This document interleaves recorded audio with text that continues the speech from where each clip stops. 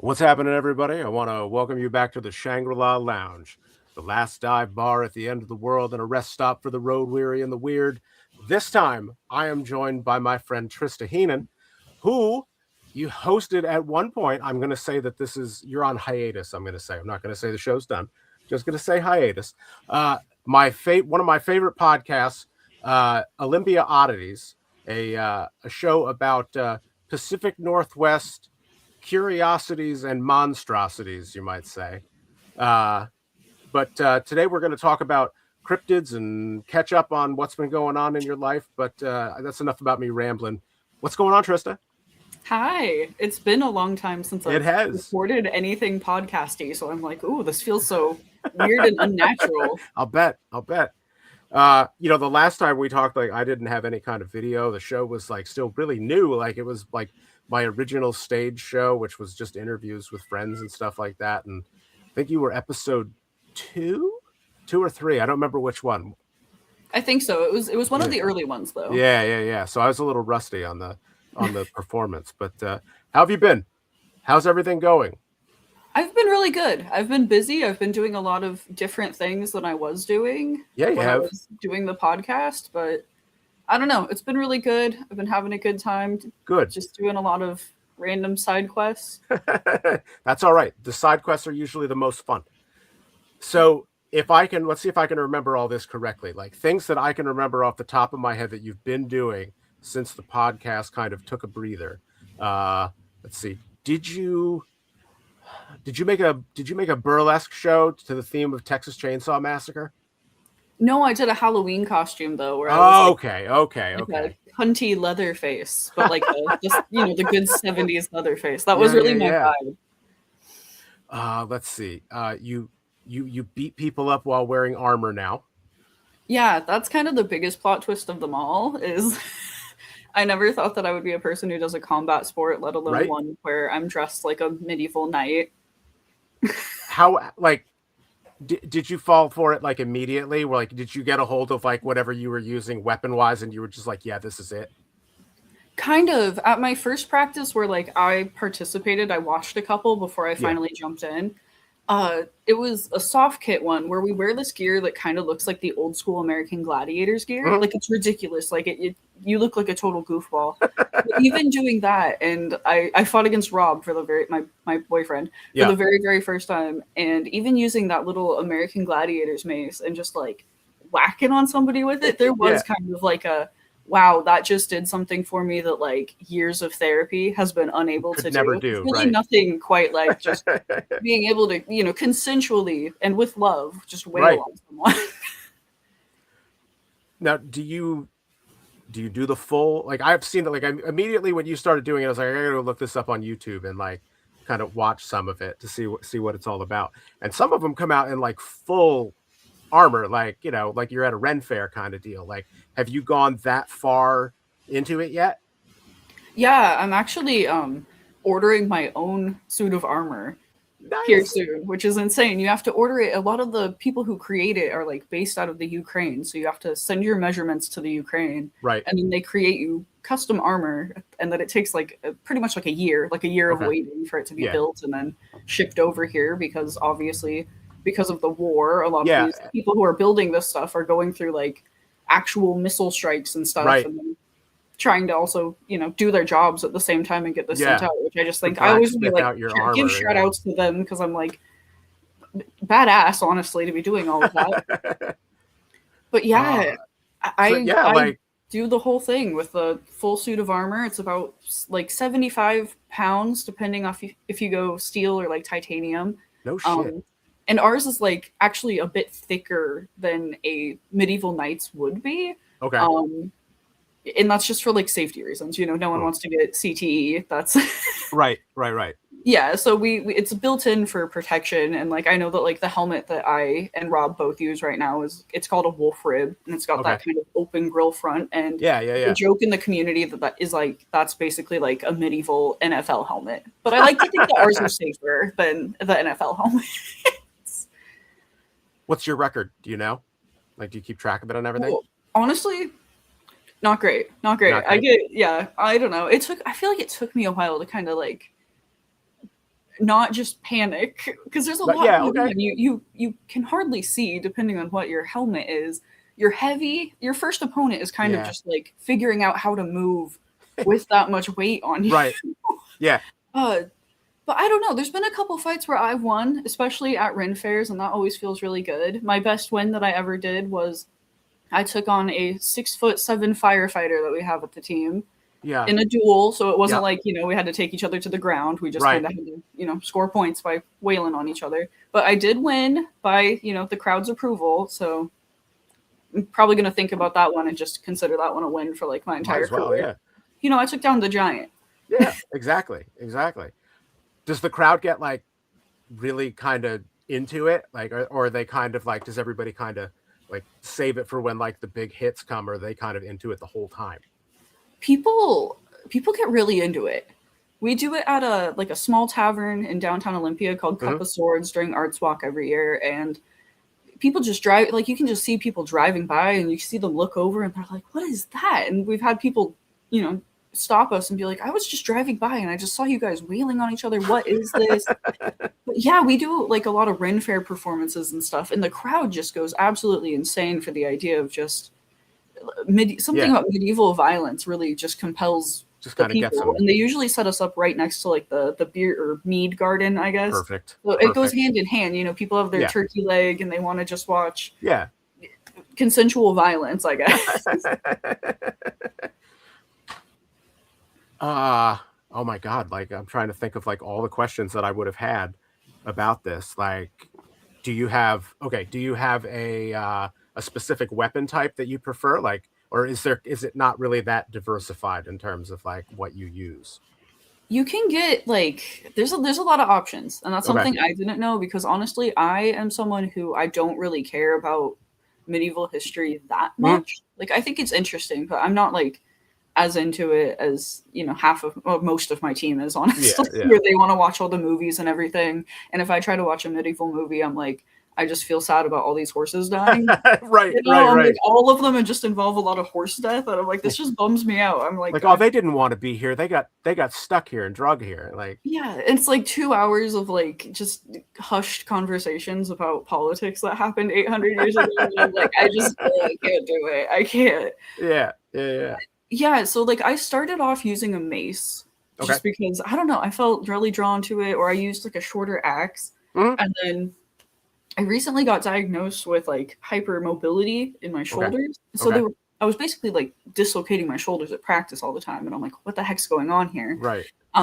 So then I figured that out, and I kind of had to change my approach. And a mace, unfortunately, is very heavy at the top. So now I use like a little light arming sword that's weighted at the bottom. And I kind of had to switch up how I fight and everything. So it's almost like I've kind of had to relearn. You had to like relearn basically, right? Yeah, and it's kind of like that for every weapon that you do, though, because like Rob, for example, he uses this giant, like 4.5 foot long axe, basically, and it sucks. It sucks to get hit by that thing. It sucks. It's terrible. It really is. But if you try to give him like a sword, he's like, I don't know what I'm doing. I don't like.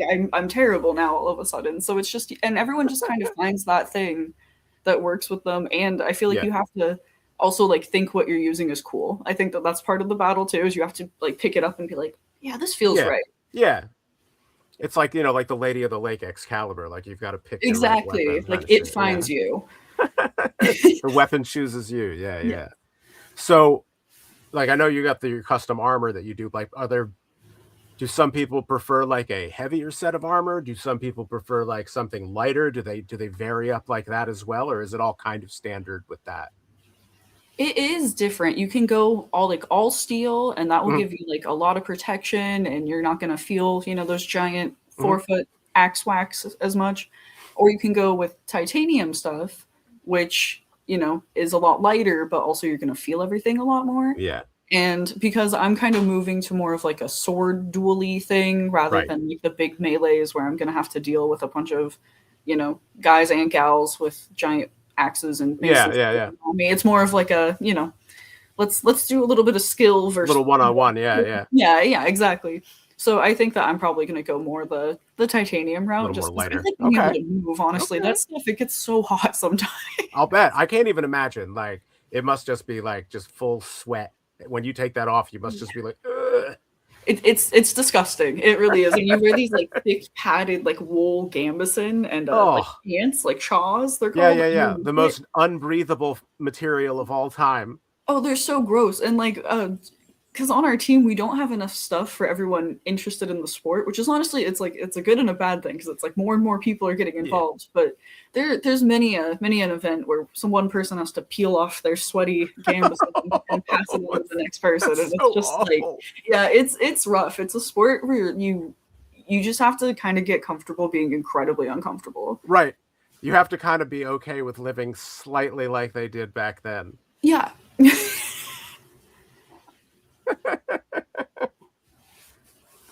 All right, so aside from that, you also started a business.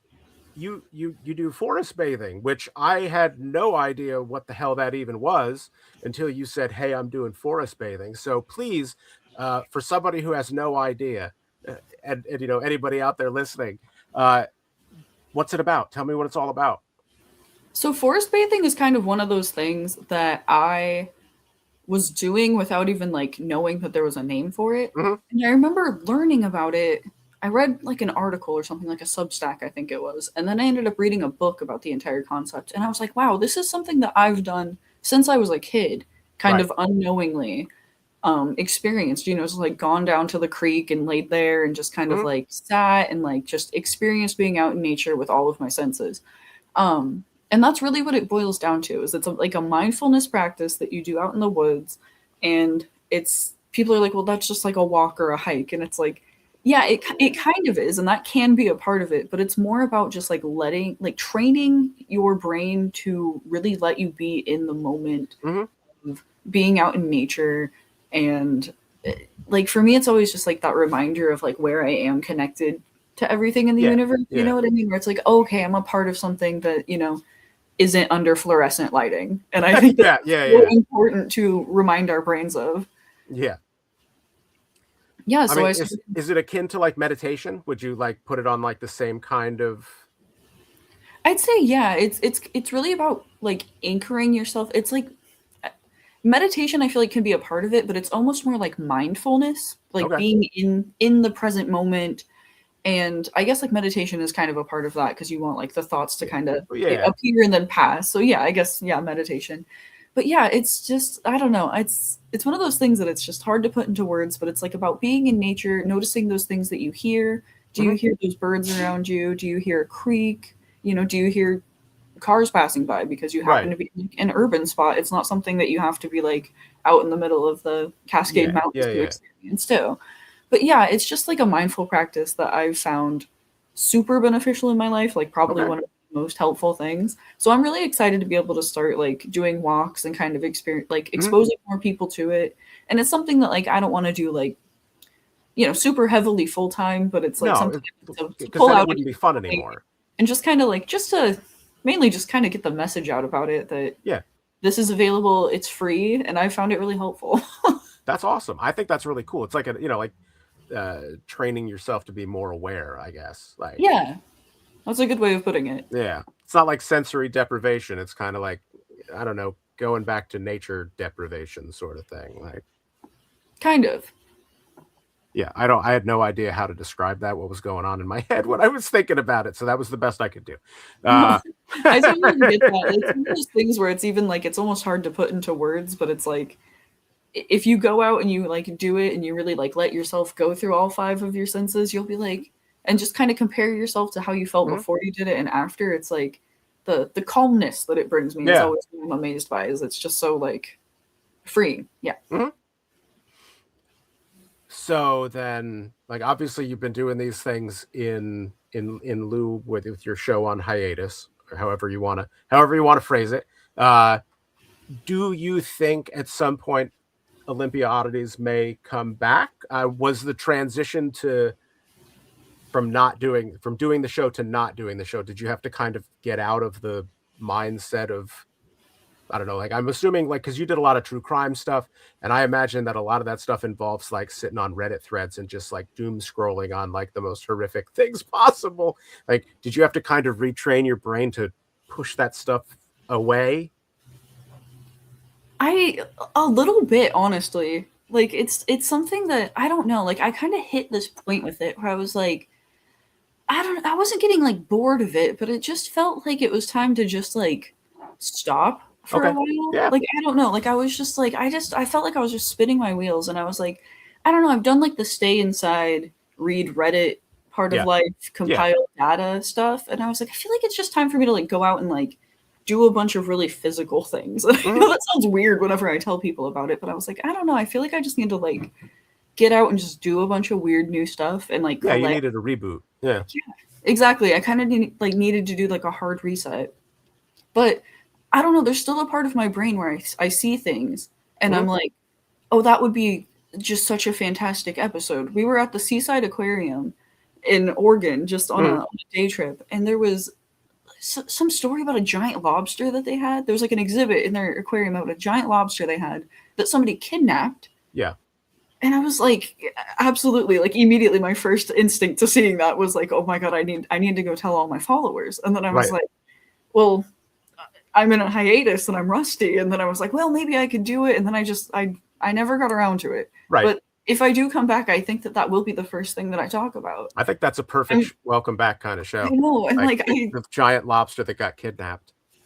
and I just had this kind of like weird experience where a friend's property ended up the topic of another local true crime podcast where they ended Okay. up like LiDAR searching it, and we learned that like this guy she'd been dating, he was like a suspect in this entire thing, and it became one of those things where I was like, this is getting like weird and close to real life, and I had a bit of a true crime overload in my life. Yeah. And like I'll still, you know, if Netflix comes out with something good, I'll pop on and I'll, you know, check back into the true crime Yeah. world. Yeah. But I think it's overall kind of been a good thing to just Yeah. get. I mean, you got to get away from it every now and then. Everybody needs a break when it comes to stuff like that. Like it's, you know, I mean, you're not when you do try true crime, you're not dealing with like the nicest people in the world. Like it's always like some awful story about an awful person who did something really awful, you know, to another human being or multiple human beings. And yeah, I can understand that after a while that would get just kind of draining. Like it just becomes like if it's your focus all the time, like you have to always be working on your next show and your next show after that. Like it's overwhelming, I'm sure. Um, do you think maybe if you came back, you would kind of lean away from true crime a little bit and stick more with the kind of oddities and curiosity stuff? I think so. I also feel like there is a part of me though that like I really deeply care about missing people. Yeah, yeah. And I feel like that would probably be something that I always would cover. Like Mhm. I just think it's important to get like as much visibility on cases like that as possible. Yeah. But when it comes to like, you know, a retelling of a story that Anne Rule already did better, Yeah. I don't I don't think we need my way on the worst of the Pacific Northwest killers, you know. Yeah, yeah. Like there's only so much you can add to a story. Yeah, Like exactly. I have podcasts that I listen to, like my true crime podcast that I listen to, I am their fan like through and through.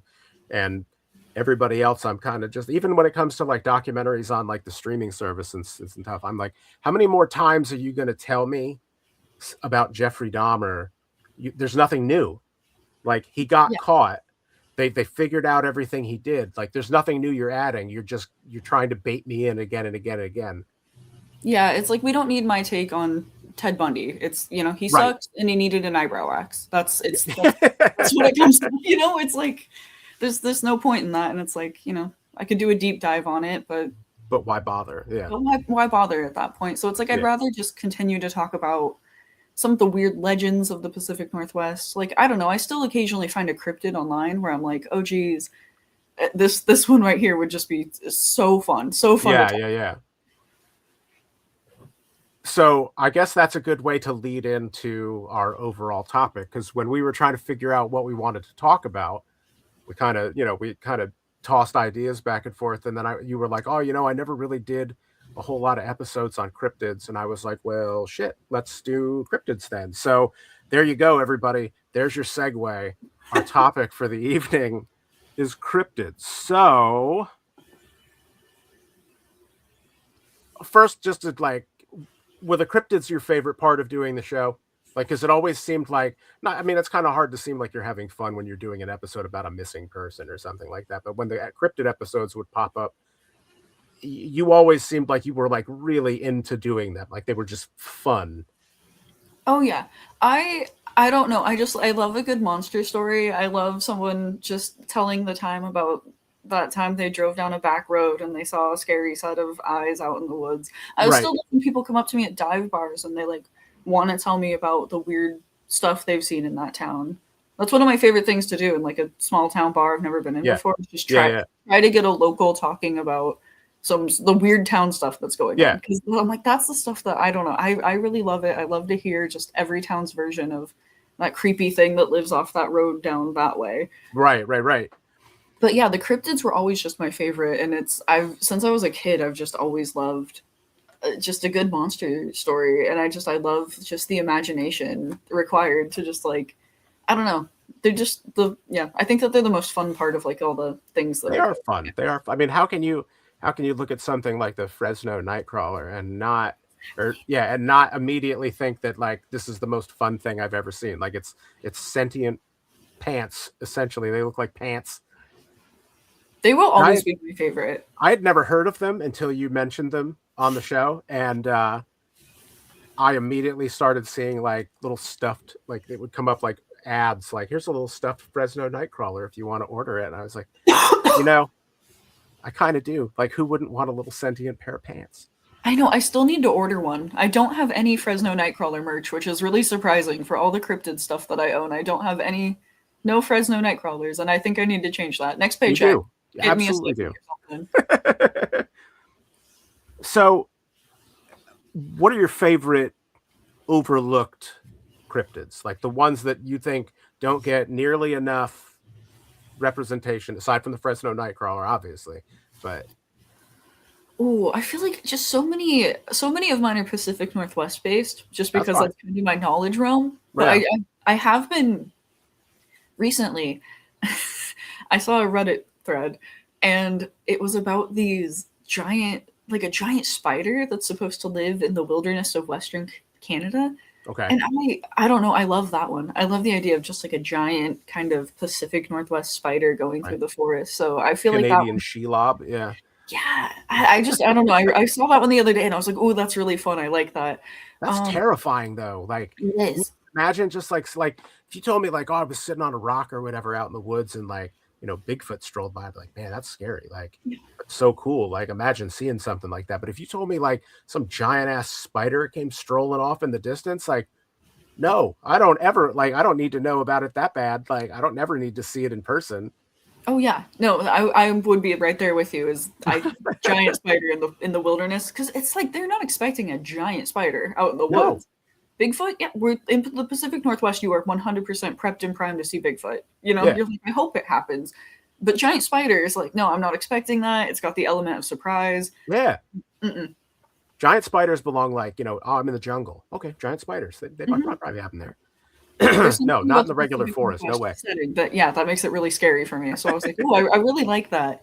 Oh, I gotta say, like Jersey Devil, I feel like should be like higher up in the rankings than it is. Yeah. I feel like the Jersey Devil gets eclipsed by Mothman. Yeah. And it's cooler. I'm sorry, I'm gonna say it. Like Mothman, I feel like, this is a hot take, got a popularity boost from having a very good statue. Yeah, completely. I think so. Yeah, I would agree with that. I think that if we could get a sick statue of the Jersey Devil constructed, there probably is one. New life mission, new side quest. Probably. Yeah, we're gonna find it now. Statue of the Jersey Devil and just start like heavily promoting it. I want to get the Jersey Devil up in the cryptid rankings. Okay. All right. As a northeasterner, I can get behind that. I don't know. I've always just loved that one for some reason. I'm like, it's got a good story. It's creepy. Yeah. It's got wings. Can fly. Mothman. It's got things that Mothman doesn't have. Yeah. And I appreciate that. I'm trying to think of some other ones where I'm like, ooh, who's overlooked? Ooh, there was one that I read recently too that was like some sort of praying mantis man, and I thought that was pretty creepy too. It was like the idea of like a 6 or 7 foot tall praying mantis man, and they said he was like in a river, which I was like, ooh, that's kind of creepy too, because it's like a boat in an unexpected setting. But Yeah. I've been into like the really oddball ones now, where I'm like, give me the ones that like 4 or 5 people on the internet have mentioned these I mean, cryptids. that's the most fun. Like, it's almost the same thing, like you said, with the true crime stuff. Like, I've heard everything you can possibly tell me, pretty much, I think, about Bigfoot at this point, until we find him, like, or whatever. So I don't really need to know another person's take on Bigfoot. Like, they're all kind of the same. Like, but a giant praying mantis, yeah, yeah, yeah. I kind of want to know where that might be, so I can so I can avoid it. I just remembered a story that I've been dying to tell you this, and I've saved it for this podcast. Okay.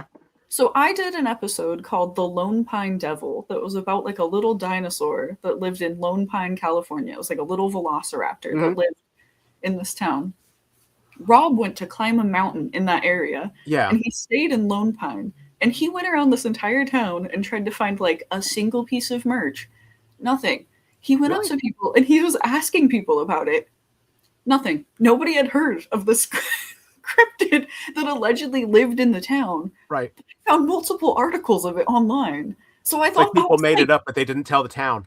yeah. I was like, you guys could be like banking in on this. I'm like, Rob was like trying to like, he called me later that night and he's like, no one here has heard of that cryptid. I don't know what to tell you. There's no T-shirt to bring you back home. And I was Such like, a disappointment. yeah, I was like, you need to tell them that they have this cryptid. Get the tourism money like rolling in, you know, Right? get They need T-shirts that. and mugs. Missed opportunity. That just killed me. I was like, what do you mean? The own town doesn't even know about their alleged Get all cryptid. those like cryptid hunting people coming off the bus with their they all buy a shirt, they all buy stuff.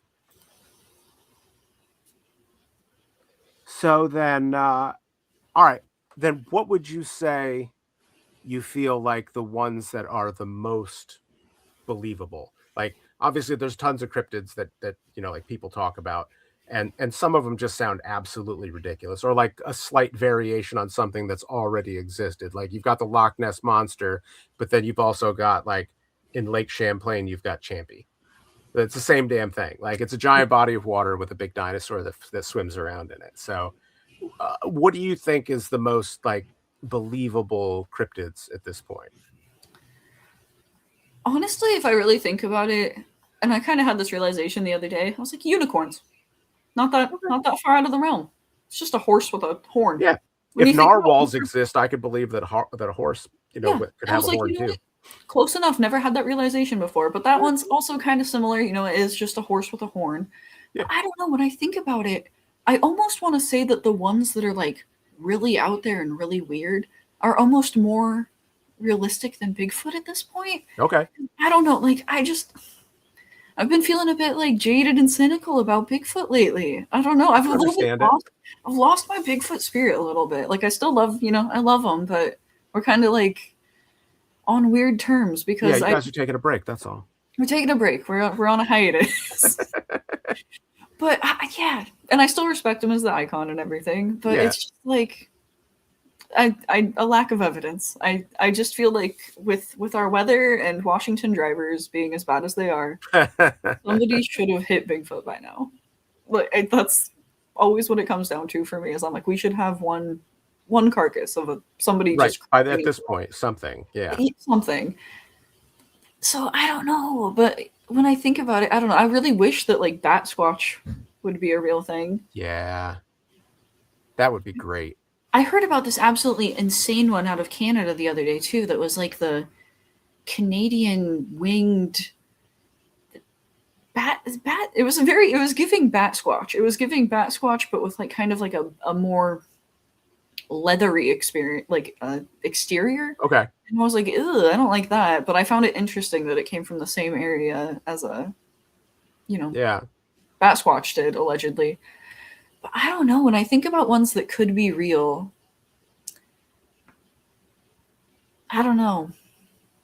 It's really hard to tell. I do think that anything in a body of water, for some reason, still has that like aura of plausibility to me. Just especially the ocean, because Well, yeah. it's just so big and we truly don't know much about it. I mean, for ages they said that the giant squid was not real, and that it was just like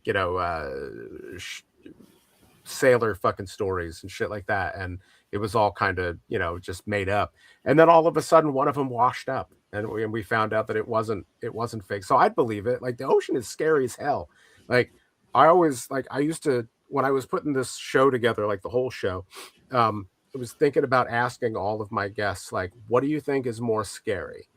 Aliens coming from outer space or aliens coming from under the sea? Ooh. Like, I have an answer. Like, I have a full answer for my own point, but like, what, like, I'm catching you off guard with this. I didn't say I was going to ask you this one. So what do you think? What's scarier? I think, ooh, I don't know. That is a hard one because with the ocean, it's like they're coming from our own home and they Mhm. were here and we didn't know about it. And there's a layer of like terror in Yeah. that. But for me, space is like very, very scary. Oh yeah, absolutely. Because it Like, just, it could come from anywhere. Like, yeah, it could be anything. We have no idea anything about it. yeah, And just the concept of space and vastness, and I'm one of those people where I'm like, if I can't breathe naturally there, I don't want to go you there. don't So want to like go. Yeah. ocean and space are both kind of like terrifying to me. Right. I think for me it would have to be space. I think a Okay. space invasion would be more scarier for me. Okay. See, now for me, it was from under the sea, because, and for exactly the reason that you said, because that just means they were here the whole time. Yeah. And that to me is much more terrifying than something just showing up. Like, I've traveled from a far distance to get here to mess with you people, as opposed to something that you're like, oh man, they were here the whole damn time. Like, how did we not know? Yeah, and I definitely see the terror in that. I think if I wasn't so biased towards space being scary already, Yeah, I would say ocean. I mean, they're both absolutely they're both terrifying to me. terrifying. Like, neither one has a good end to it. It's No, just, it's just which one upsets you the most, I guess. exactly. All right, so do you think that Bigfoot is a dimension hopper? Like, I have seen many a paranormal show at this point say that there is a train of thought that Bigfoot is kind of interdimensional, which is why sometimes you see him, sometimes you don't, because he pops in and out. I think at this point there has to be something like that going on. Like if Bigfoot is real, I feel like there has to be some sort of like he's here, now he's not here. Um I mean, it is weird that a lot of the footage of him is seems to be of lower quality than some Yeah, of the other cryptids that we get, or like when people get ghost footage now, it's usually pretty good. It's like standard yeah, phone footage, but Bigfoot shows up and all of a sudden it's like 1997 footage. yeah, yeah, yeah. Like, you're using a shaky camera, Mhm, and yeah. mhm. So maybe there is something to that. I do find it really interesting some of the theories that like cryptids are not exactly like of this earth or Mhm. of this realm and that they kind of like glitch in and Yeah. out. Like it is a fascinating theory to think about. I don't know, it's something that like I kind of still have trouble wrapping my head around though Mhm. because I've always thought of cryptids in such a like an organic kind of Yeah, bio. they felt very, like, natural, like, of where we are too. Yeah, that they'd be like part of like the natural order, but it's Right. like maybe they're like I don't even know. And maybe they are something else that when they end up in this realm, dimension, whatever you want to call it, Mm, their appearance totally changes. right. Like a skinwalker kinda thing. Like, those things, like, any story I've ever heard about a skinwalker, like, they just make, like, it's just gonna sound cheesy to say, but it makes, like, my skin crawl. Like, I just get, like, ugh. Like, there's just something about, I don't know, like, because I don't know, like, what the hell are they? Like, right? So they're, like, so tied to ancient spirits, and, like, like, all these, like, cultures have had some form of idea of a skinwalker and the Wendigo and, like, all of that stuff, and that's horrifying. Like, to me, if something has stuck around that long in terms of, like, people talking about it, there has to be a reason for that. Yeah, and I do kind of give like Bigfoot stories like, a bit more credit, I guess, when there are like pretty ancient records of a bunch of different cultures seeing something that's, you know, gigantic and ape-like and also man-like at the same time. Like that definitely makes me go like, okay, like there was at least I do kind of believe that like maybe there was a Bigfoot at one time and like not anymore. Like I think that might be pretty logical that there was I would buy that. And like then if you told me that it was some kind of a missing link, like in between, like it was a, you know, just a creature that hadn't fully hadn't fully, you know, kind of evolved with everybody else as far as that goes, like, or it went in a different direction or something, I'd buy it, and then it dies out because there's not that many of them. But I mean, I don't know. Like, I think when it comes to stuff like this, I'm kind of in the camp that like I don't personally care if it's real or not. I just want to know. Yeah. Like if Bigfoot isn't real, okay, then Bigfoot's not real. But what did all of those people see? Like I would argue that like, sure, there were some of them that made it up, that said they had an experience or faked evidence or something like that. But it can't be all of them. Like there has to be something behind it. And I would say the same thing with any cryptid. There has to be something behind it. Somebody saw something.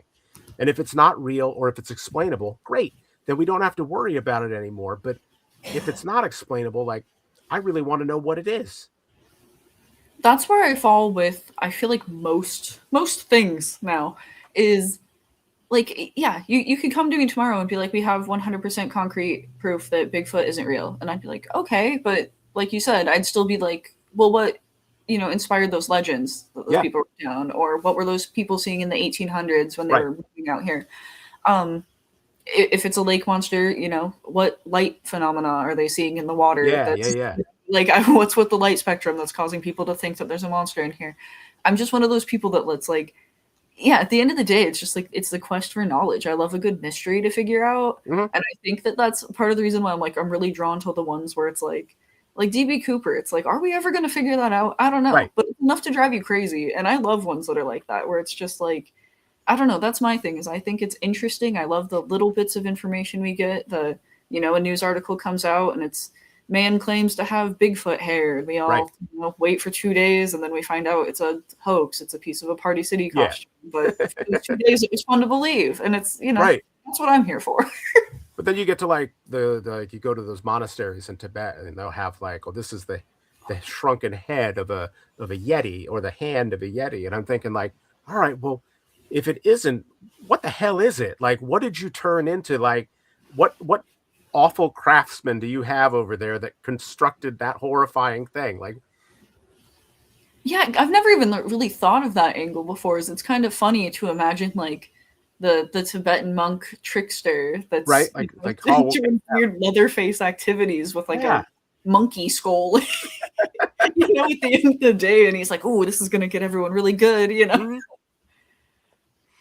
It's like with like ghosts and things like that, like haunted locations and things like that. Like if you came to me tomorrow, like you said, and said, we know now 100% that there is no such thing as a ghost, I would say, okay, what did all of those people see? Because I don't buy into the concept of that whole like mass hysteria kind of thing, like where it's just everybody's having the same delusion. Like, no, maybe 5 or 10 people, but not like, you know, people from the beginning of society where we were writing things down all the way through till now. Like, I don't buy that. Like, somebody would have let it slip by now or something, that it was like a complete crock of shit. And it's just, I just want to know what it is. I don't need it to be spooky and paranormal. It can be as scientific and bland as possible. And I just want to know. I definitely have, I don't know, I feel like almost out of everything that like it's in the realm of things I cover, ghosts are another one where I'm like, even if it's not ghosts as we, you know, think of them to be, like something's going on. I've had enough, you know, like weird real life experiences, and I've just heard enough people that, you know, are not attention seeking people. You know, they tend, sometimes it's just, you know, the quiet museum director who's like, oh yeah, I've had many experiences here in this building. And it's like, those are the people where I'm like, okay, you know, like there's so many people of all types that I've met that have had something that they cannot explain happen. So I'm like, there's something going on. I don't know if ghost is the right name for it. Right. Yeah, who knows what it is, but it's something at Yeah. least. Like, you know, I've been in old buildings and places where you hear things or you see something out of the corner of your eye, and there's 100 different ways that you could kind of explain it away, but you kind of have to read how your body reacts to it. Like, I mean, I've heard a door close across the street before and know that it's a door closing across the street, but I can't tell you what that sound was down the hallway because I've never heard that before, and it kind of creeped me out. Like, it's Oh never yeah. happened before and it didn't happen again.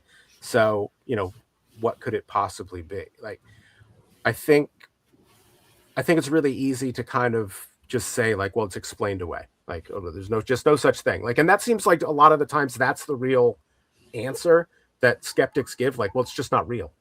Like, Hmm. that's not really an answer. Like, that's not really an explanation for anything. Like, that's just like saying like, uh, when your mother would tell you not to do something and you say why, and she'd say because I said so. Like, that's Yeah. essentially the same kind of logic. And I don't love that either because it feels like it shuts down the curiosity into Yeah. like what did I experience? Um, I don't know. Like even personally, I've had like some weird stuff happen with people who genuinely kind of didn't believe in ghosts. Like a good example is I took Rob to the Lewis County Historical Museum, which is like Okay. just a tiny museum in the county south of me. And I know that place is haunted. I know that place is haunted a lot. I've been there on ghost tours. I've been there myself. I covered it. It's spooky. But Rob didn't know any of that. So I just let him in blind.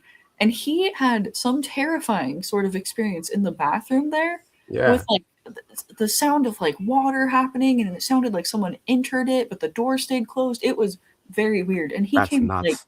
super flustered and he like turned to me and he was like, "Do you know if this place has like ghosts or anything?" And I've been in so many experiences like that where it's like I know the history of this, and I had a weird experience happen in Portland too after a concert where it sounded like someone was like jiggling our hotel doorknob, and at Yeah. first, oh, this is like a drunk guy trying to get into the wrong room Yeah. or Yeah. whatever, and then it happened again. And we're like, okay, that's a little bit creepier. And Rob posts like up right behind the door. He's like ready to go. The Mhm. next time they jiggle that, I'm gonna rip the door open. We're gonna see who it is. Door jiggles.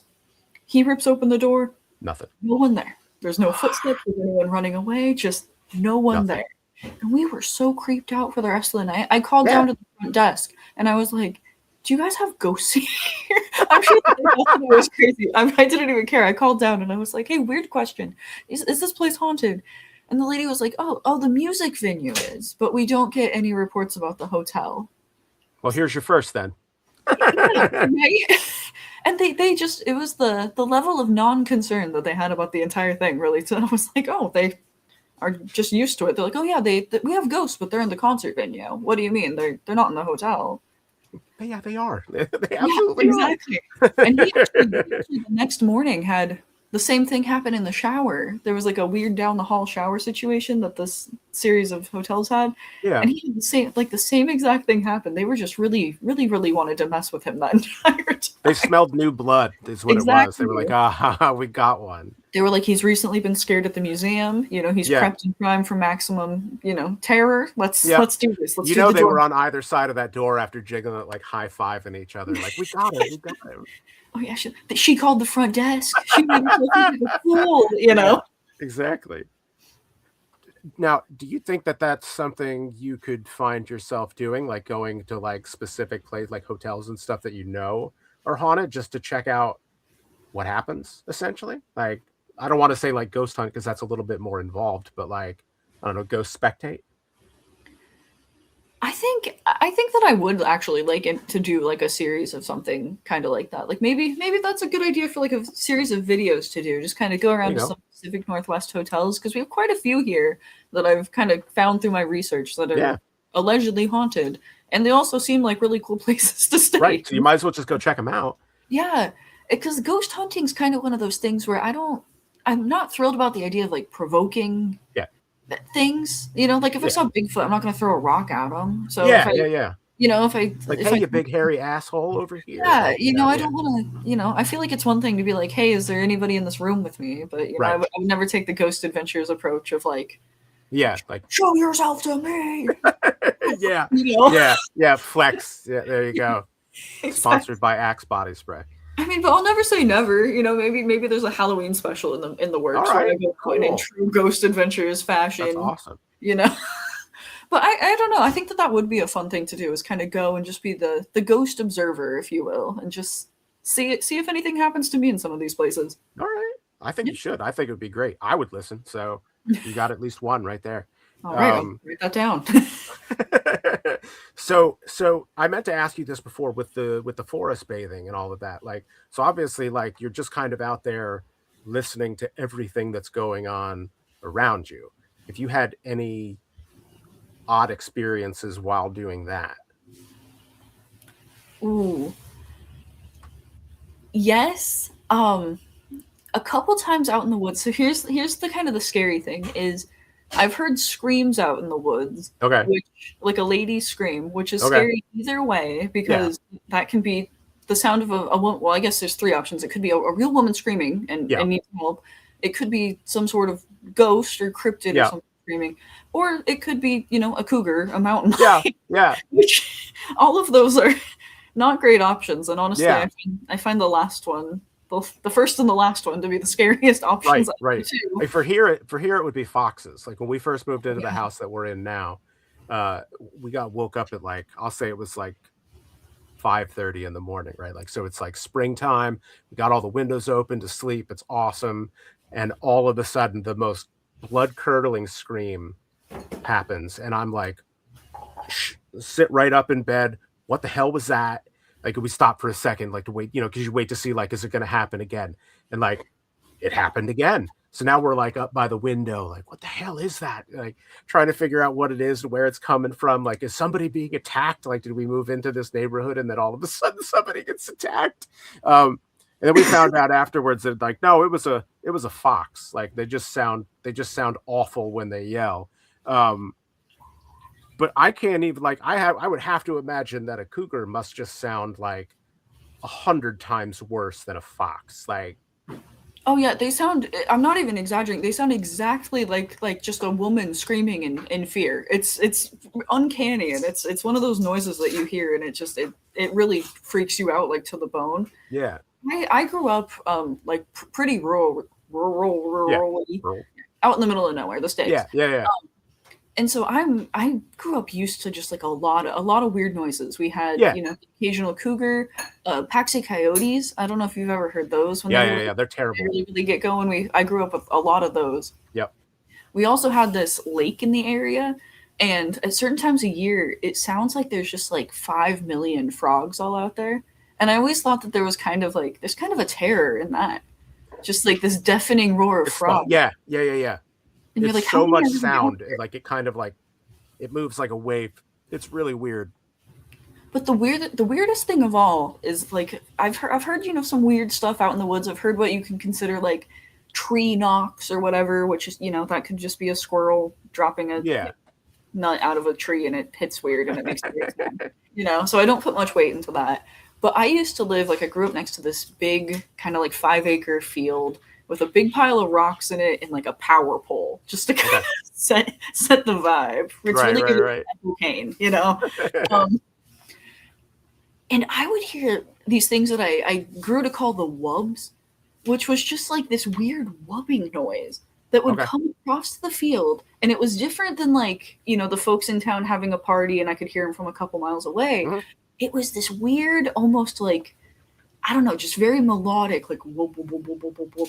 And I don't know, nothing got me more like, your conspiracy theorist uncle than those wubs after. Yeah. Like, I really was trying to put together that one. I was like, is it connected to the Oakville blobs? Is this some sort of military testing? Right. After a while, I was honestly just tired of hearing the wubs. I was trying to just, relax and hear my frogs outside. Right. And have a peaceful You'd night. give anything to have the frogs back at that point. Yeah. Yeah, and it's one of those things that, like, Rob was over one time and he was like, what is that sound? And I was like, oh yeah, those are the wubs.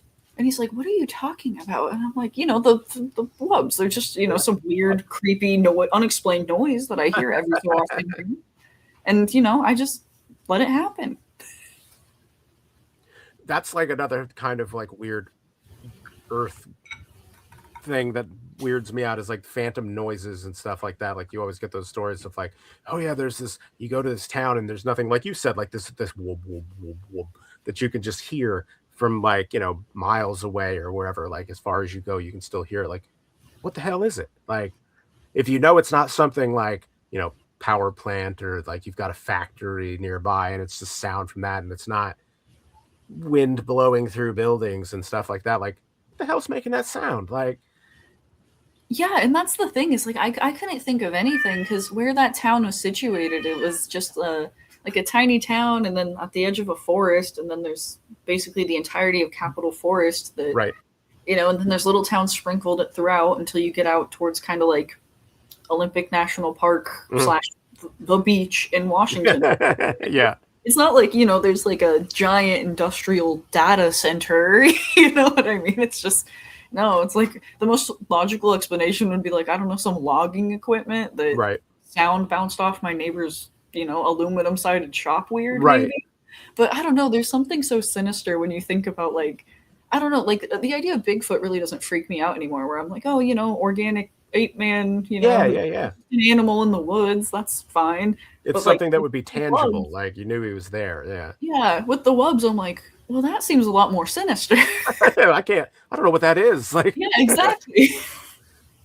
So, all right, this just made me think of it. Like, so there are stories of people that live like near forests and things like that. And they'll say like, I got up, 10, 11 o'clock at night, midnight, whatever. I go out on my back porch and I hear somebody in the distance in the woods yelling my name, telling me to like, come here, help.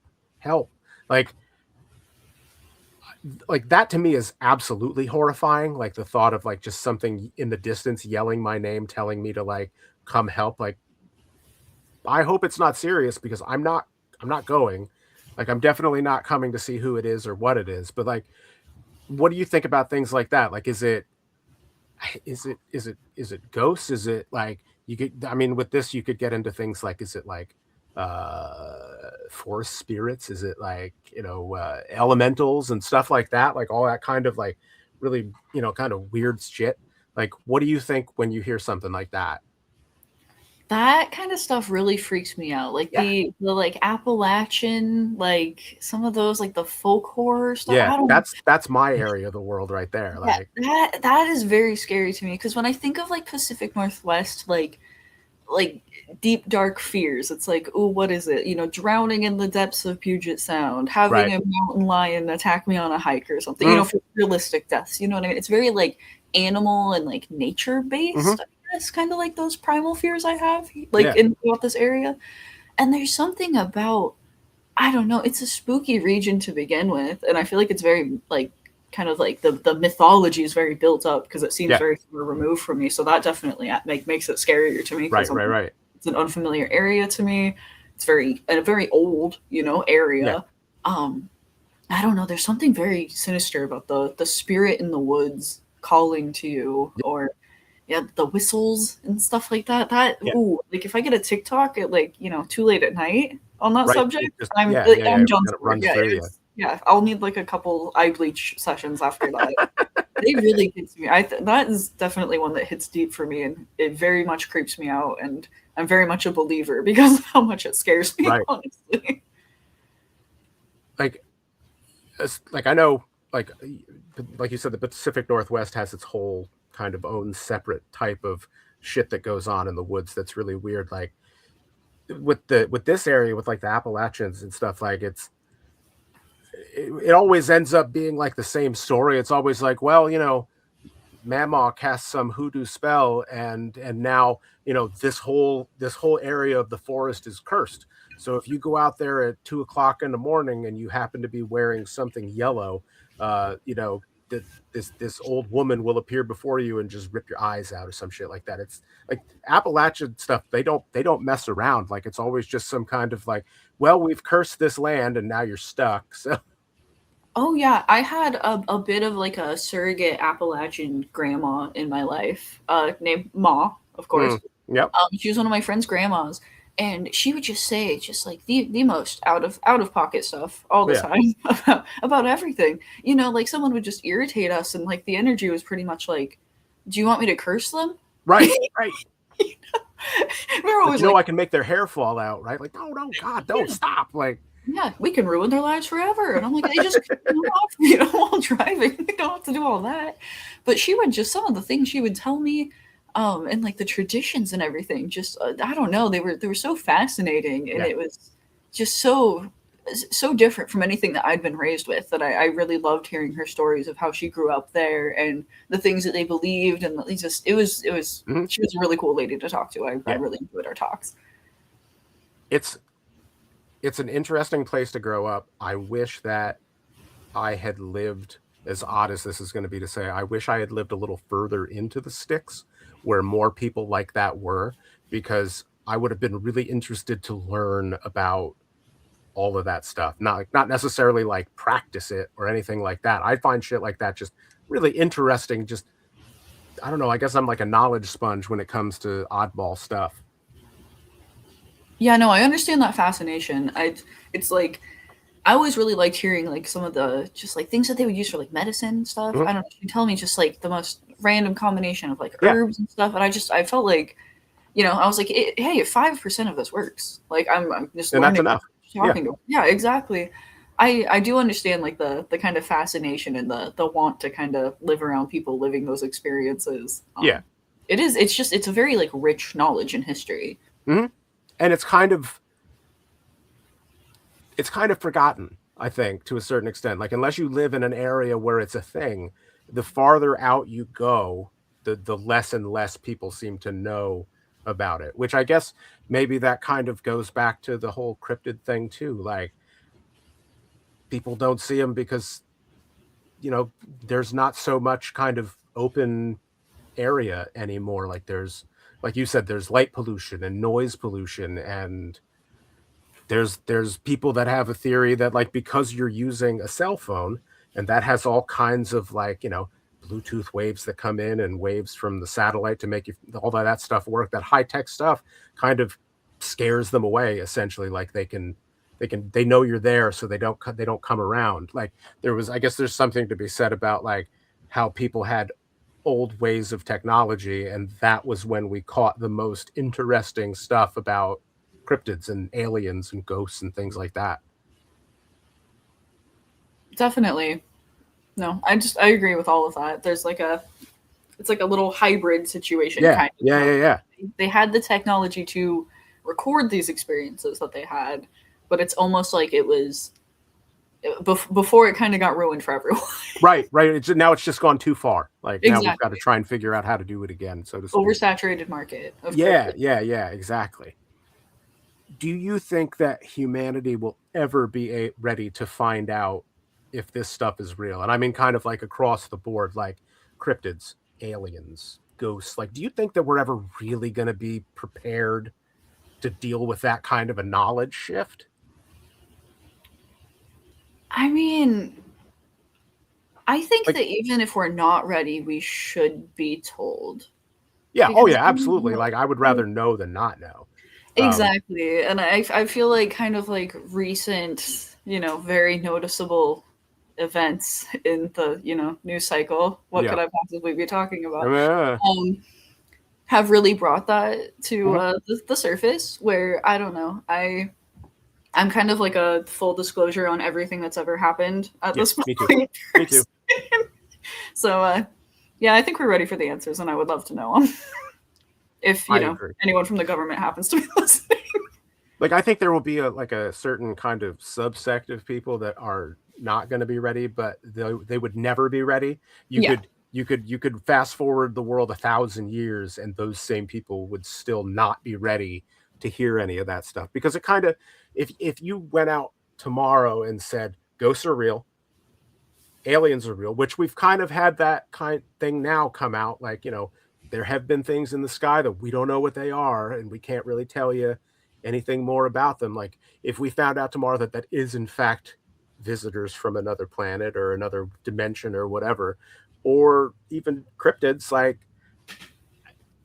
I I don't think that I think there's people that would just be absolutely just shook and terrified. They would just crumble under the kind of weight of that. Yeah, I agree. And I do think it's one of those things where there is always just going to be kind of a section of humanity that just it doesn't fit into their worldview of things, so it's never gonna click with them. But I do, okay, I will say one optimistic thing, not to sound like a total doomer of my last take, but I do think that the population of people who can handle hearing stuff like that and like could hear surreal and then go complete their work shift and go on with their lives as relative. I'm sure that everyone would have a bit of time processing everything. Most people would be like, oh, okay, let's either decide if we're going to fund more research into this or not. I guess that would be the immediate discussion. and they would just go on with their lives. I really do think that it's, I'd say probably optimistically, like what, like a 70-30 split. That seems that's fair. Yeah. Yeah, definitely not 80-20. That feels like too many. Too much. Too many people. Yeah. All right. So this transitions us perfectly into our closing section then. Like now we've talked a lot of paranormal stuff here so far tonight. Have you had a paranormal experience that you haven't talked about yet that you would like to share? Ooh, I don't know about one that I haven't talked about. I know that I've shared a lot of stories about an old brothel that one of my friends used to live in. The Portland one was one. I don't know. I've had a couple kind of weird, smaller things happen to me recently. Okay. Hey, those are fine. Yeah. I did a talk there's like a restaurant hotel chain called McMinimans in the Pacific Northwest. They're awesome. They buy old historic buildings and they fix them up and turn them kind of back into their former glory. And that's where one of my ghost stories happened down in Oregon. Okay. I think it was the Crystal Hotel. And I was contacted by the Olympic Club in Centralia to give basically a Halloween-themed history pub talk. So something history related and entertain some people having beer for an hour. And I decided to do Ghosts of Lewis County, the county that it was situated in. Yeah. And since it's, relatively close by, I used to live down there, but I live, I don't know, like a half hour away. I was working down there at the time. It felt very natural to cover that area. Right.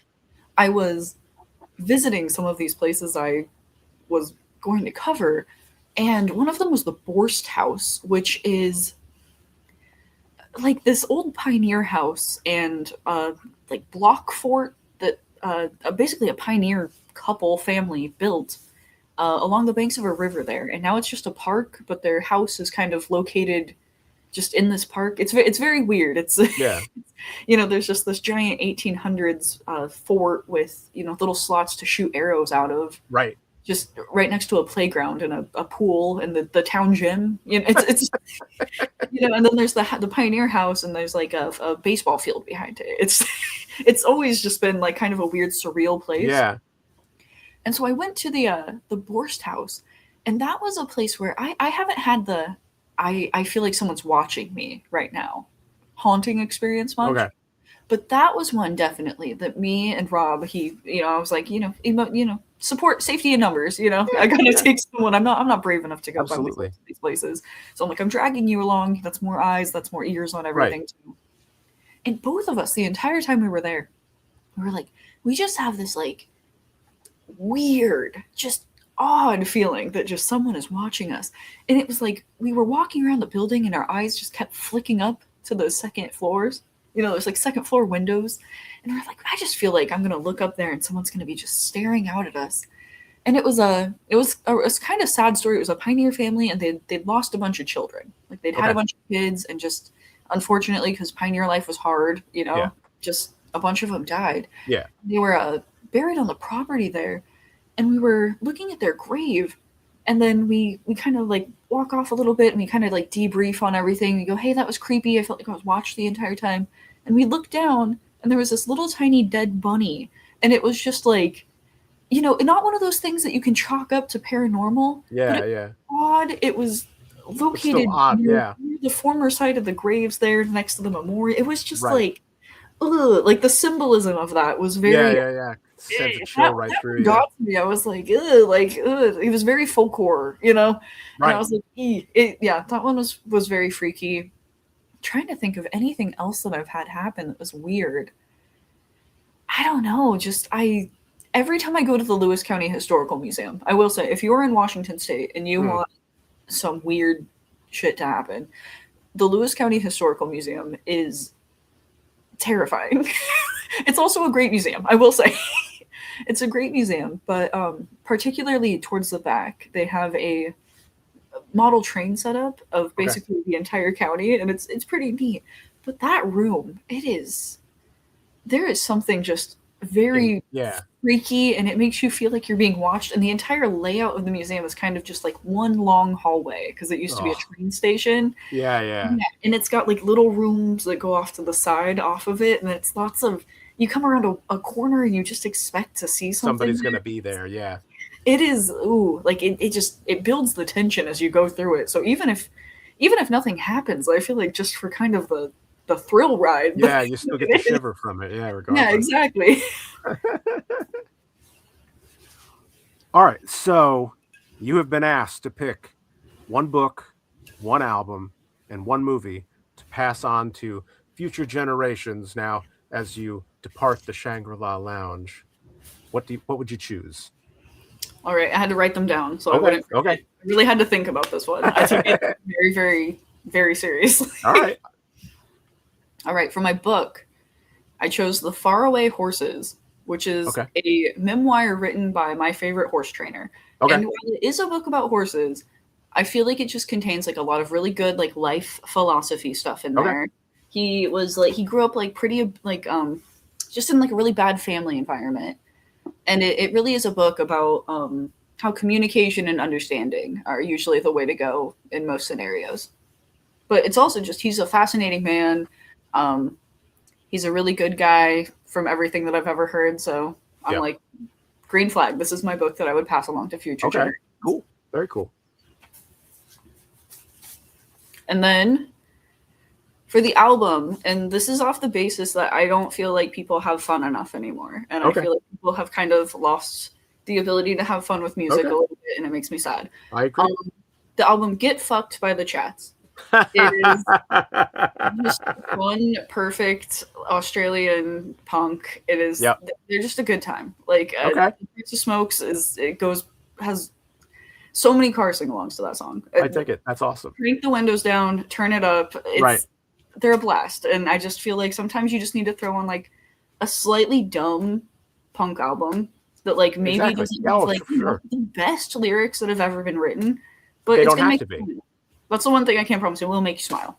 Okay. There you go. That's all that matters.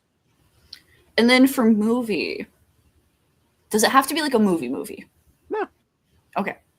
See, I thought about this too hard. I overthought it. You second guessed yourself through it.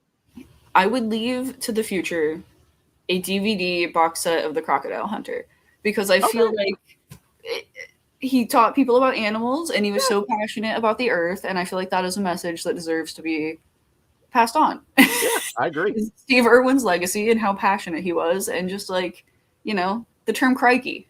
We got to preserve that. We got to Yeah, preserve absolutely. No, I think that's a perfect choice. I grew up on that, and I'm just like, you know what? That shaped how I feel about the earth and everything. We gotta pass this on. I agree. I fully agree. All right. That was great. Did you have a good time? I did. All right. It was fun. Good. I'm gonna get I'm back glad. into it. Cool. Give me a second. I gotta close this out. All right. All right, friends. Want to thank you all for stopping by and hanging out with us for a little while. Had a whole lot of fun catching up with Trista and talking about worldly weirdness, and I hope you did too. So, that being said, until next time, my friends, put your headlights on, turn your radio up, and you'll find us right there between the static and the stars. Later, y'all.